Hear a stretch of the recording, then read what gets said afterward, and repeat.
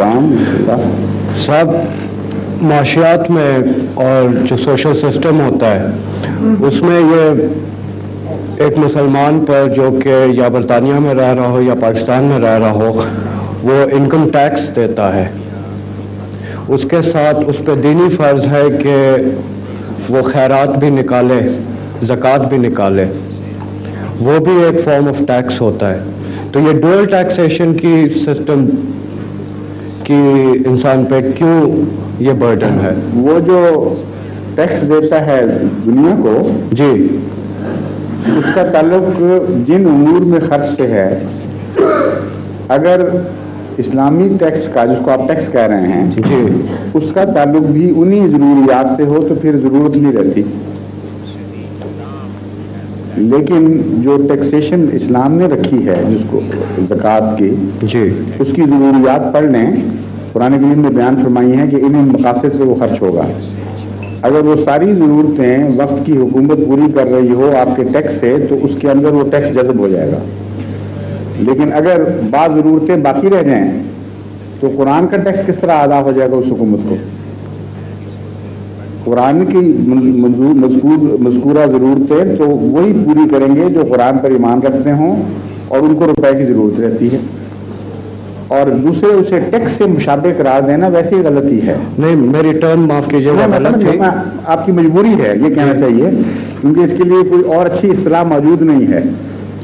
زکوٰۃ کا جو مضمون ہے قرآن کریم میں جو بیان ہوا ہے، اس کے جو مختلف پہلوؤں سے اس پر غور کریں تو آپ کو معلوم ہوگا کہ زکوٰۃ کا ایک مفہوم یہ ہے کہ جب آپ خدا کی راہ میں خرچ کرتے ہیں تو آپ کا پیسہ کم نہیں ہوتا بلکہ اللہ اس میں برکت ڈالتا ہے اور بڑھتا ہے. تو وہ کیسا ٹیکس ہو گیا ہے جو دینے کے بعد بڑھ جائے؟ دنیا میں تو کوئی ایسا ٹیکس نہیں ہے. تو اگر آپ کسی اور وجہ سے بھی وہ ٹیکس زکوٰۃ کا باہر کا ٹیکس سمجھ کر زکوٰۃ نہ دیں تو اپنا نقصان کریں گے، کیونکہ اللہ کہتا ہے کہ اس کا ضامن میں ہوں. بلکہ یہ فرماتا ہے کہ سود کو تم سمجھتے ہو کہ وہ بڑھ رہا ہے، خدا کی نظر میں وہ کم ہو رہا ہے، تمہیں سود کے نتیجے میں کوئی برکت نہیں ملے گی. لیکن ٹیکس کے جو زکوٰۃ ہے اس کو اگر تم خدا کی خاطر دو گے تو اللہ تعالیٰ اس کے مال کو تمہارے بڑھائے گا. دوسرے زکوٰۃ کا مطلب ہے تزکیہ، اور اسی بنیاد سے لفظ زکوٰۃ نکلا ہے. ایک مطلب ہے بڑھانا، زکوٰۃ کہتے ہیں کسی کو اونچا کر دیا، اور دوسرا اس میں پاکیزگی کا مضمون بھی پایا جاتا ہے. تو اللہ تعالیٰ فرماتا ہے کہ تم زکوٰۃ دو تاکہ تمہارے نفوس پاک ہوں.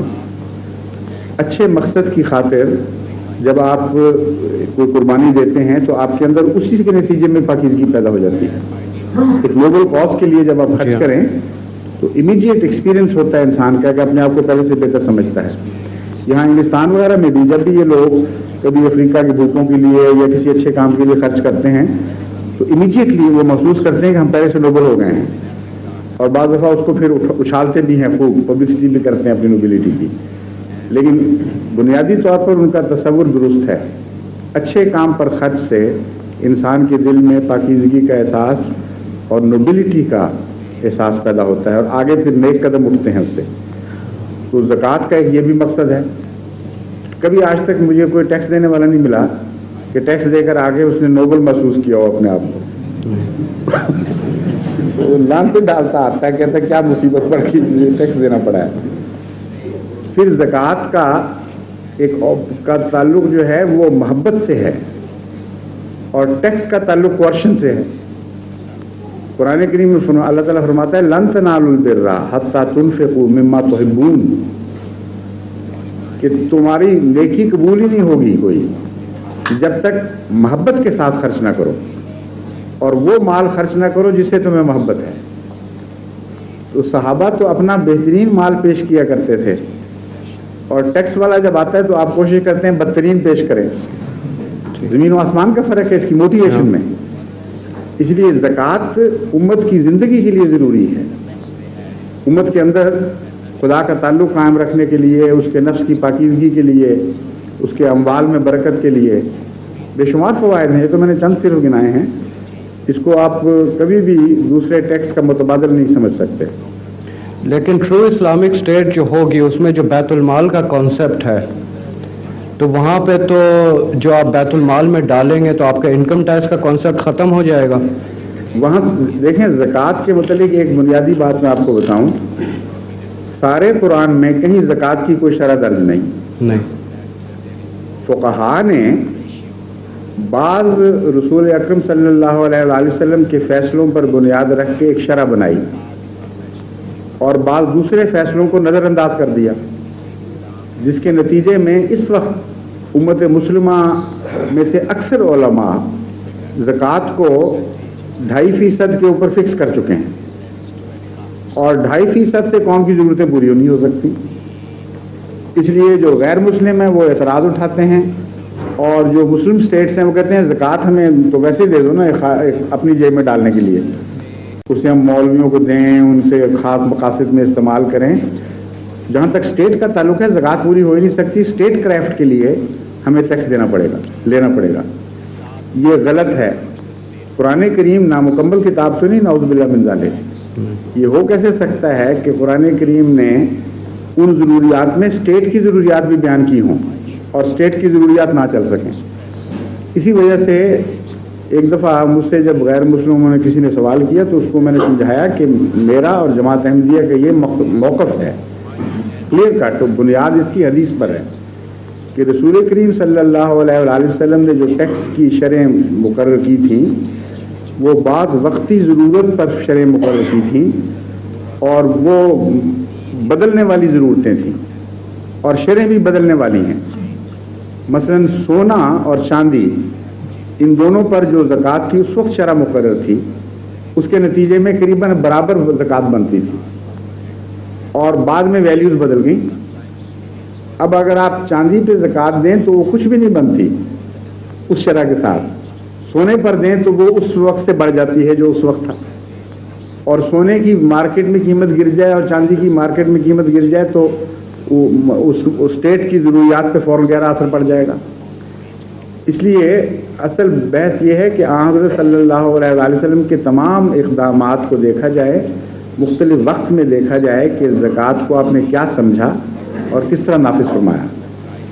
ایک موقع پر مثلا آپ تھے غزیے پہ, کسی پہ تشریف لے جا رہے تھے اور اموال تھوڑے ہو گئے, سپاہی اس وقت سب اپنے اپنے راشن خود لے کر چلا کرتے تھے, اپنے ذمہ دار ہوا کرتے تھے. حضرت صلی اللہ علیہ وآلہ وسلم نے فرمایا کہ سارے اپنے اموال اکٹھے کر دو جو کچھ کسی کے پاس ہے. سب نے اکٹھا کر دیا اور آپ نے پھر برابر سب پہ تقسیم کر دیے. جب قوم کی ضرورت اتنی بڑھ جائے اور حاصل اتنا تھوڑا ہو جائے کہ خطرہ ہو کہ بعض ضرورتیں پوری نہیں ہوں گی تو اس وقت یہ ہے زکوٰۃ کا طریق ہے. حکمت فرمایا ہے آپ نے, کوئی توئی تحریک نہیں کی تھی, اور صحابہ نے اس پر عمل کیا اور اس کے نتیجے میں برکت پڑی. سارے لشکر کی ضرورتیں پوری بھی ہو گئیں, مگر سب نے تکلیف میں بھی تھوڑا تھوڑا سا حصہ لیا. تو بعض وقت زکوٰۃ کا یہ معیار بن جاتا ہے. بعض وقت قرآن کریم کے اصول کے مطابق مختلف اقتصادی نظاموں, مختلف ممالک میں مختلف معیار بن جائیں گے زکوٰۃ کے. فرماتا ہے وفی اموالہم حق للسائل والمحروم, کہ جو عمراء ہیں قوم کے ان کے اموال میں حق ہے. یہ نہیں فرمایا صدقہ دینا ہے, فرمایا حق ہے للسائل والمحروم, سوالی کے لیے اور محروم کے لیے. اس کا مطلب یہ ہے کہ اگر زکوٰۃ کے بعد قوم میں پھر بھی سائل باقی رہیں اور محروم باقی رہیں, محروم سے مراد ہے جن کی کم سے کم ضروریات زندگی پوری نہیں ہو رہی, تو قرآن تو یہ کہہ رہا ہوگا کہ حق تمہارے مالوں, امیروں کے مالوں میں چلا گیا ان کا, اور مولوی کہہ رہا ہوگا نہیں ہم نے زکوٰۃ کی شرح پوری کر دی. تو کس کی بات مانیں گے آپ؟ پھر ثابت ہوا کہ قرآن کریم نے کوئی ایسی شرح فکس نہیں کی جو ہر زمانے کے لیے لازماً اطلاق پائے, اصول مقرر فرمائے. اور ان میں سے ایک یہ ہے کہ کسی قوم میں اگر کوئی شخص بھوکا مر رہا ہے یا کم سے کم زندگی کا معیار اس کا پورا نہیں ہو رہا, اوڑھنے کے لیے کپڑے نہیں, اوڑھنے بچھونے کے لیے بستر نہیں ہے, پہننے کے لیے کپڑے نہیں, چھت پر سر پہ چھت نہیں, تعلیم کے لیے جو بنیادی ضرورتیں وہ پوری نہیں ہو رہی, اعلیٰ تعلیم یافتہ بچے ہیں, ذہن اچھے ہیں ان کے, غربت کی وجہ سے تعلیم سے محروم رہ رہے ہیں, تو جب محروم کا لفظ آئے گا فوراً ذہن اس آیت کی طرف چلا جائے گا. وفی اموالہم حق للسائل والمحروم. پھر دوسری جگہ فرمایا وفی اموالہم حق معلوم للسائل والمحروم, کہ ان کے اموال میں ایک معلوم معین حق ہے. تو بعض جگہ معین زکوٰۃ کا ذکر ہے, جیسے کہ رسول اللہ صلی اللہ علیہ وسلم نے معین کیا بعض موقعوں پر, بعض جگہ غیر معین زکوٰۃ کا ذکر فرما دیا. تو اس اصل کے پیش نظر تو اسلامی حکومت کے ہاتھ بڑے وسیع ہو جاتے ہیں, اور کوئی بھی زکوٰۃ کا نظام ایسا نہیں جو کسی وقت کے ساتھ فکسڈ ہو جائے, کسی قوم کے ساتھ فکسڈ ہو جائے. انگلستان میں سائل اور محروم کی تعریف اور ہو جائے گی, اور ان کی تعداد اور ہوگی, پاکستان میں اور ہوگی, انڈیا میں اور ہوگی. یہ آیت ہر جگہ اپنا جلوہ برابر دکھائے گی اور مختلف معیار کا مطالبہ کرے گی. گویا آپ کا کہنے کا مقصد یہ ہے کہ ہمیں انڈیکسیشن کے مطابق زکوٰۃ کو, ہمیں ضروریات جو قرآن کریم نے بیان کی ہیں ان ضروریات کو پورا رکھ کرنے کے لیے زکوٰۃ لینی ہے. یہ میرا پوائنٹ ہے. جی ہاں, قرآن کریم نے ضروریات بیان کر دی. یہ کیسے ہو سکتا ہے کہ کوئی ایسی شرح فکس کر دی جائے جو ضروریات پوری نہ کر سکیں اور پھر بھی زکوٰۃ کا حق ادا ہو جائے؟ قرآن کریم نے جو ضروریات, یہ میں نے مثال دی نا ایک ضروریات, قرآن کریم نے ضروریات بیان کر کے یہ اصولی فیصلہ کر دیا ہمیشہ کے لیے کہ جب تک یہ ضروریات باقی ہیں زکوٰۃ لینی پڑے گی, زکوٰۃ کا معیار بڑھانا پڑے گا. جب یہ ضروریات پوری ہو جائیں وہیں اس کے بعد تمہیں قوم کو زکوٰۃ لینے کا کوئی حق نہیں رہتا. یعنی جبری طور پر خدا کے نام پر ہو یا غیر خدا کے نام پر اس وقت تک وصول کرنے کا حق ہے حکومت کو جب تک یہ ضروریات پوری نہیں ہو جاتی جن کا قرآن کریم نے ذکر فرمایا ہے. جہاں ضروریات پوری ہو گئی وہاں اس کو انفرادی دولت میں دخل دینے کا حق نہیں رہے گا. یہ ٹھیک بات کہی.